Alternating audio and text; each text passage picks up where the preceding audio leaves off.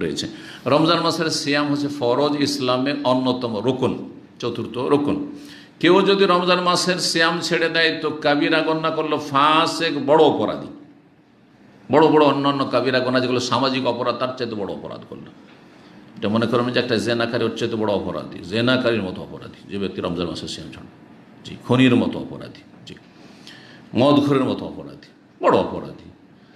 আর কেউ যদি অস্বীকার করে তাহলে বিল ইজমা কাফের। কেউ যদি রমজান মাসের সিয়ামকে অস্বীকার করে, উপহাস করে, যেমন আমাদের সমাজে কিন্তু আমরা দেখেছি এরকম লোক, যার বাড়িতে খাবার নেই সে রোজা রাখবে। তোর বাড়িতে খাবার নেই, তুই একটু রোজা রাখ, আমার কি খাবার অভাব আছে? আউযু বিল্লাহ মিনাশ শাইতানির রাজিম। স্পষ্ট কুফর, এটি ইস্তেহজাবিদ্দিন, অস্বীকারও এবং ঠাট্টা করা, মজাক করা, কুফর, বড় কুফর। এটি ইসলাম থেকে বহিষ্কার হয়ে যাবে। এই ধরনের আরও কথা বলে থাকে।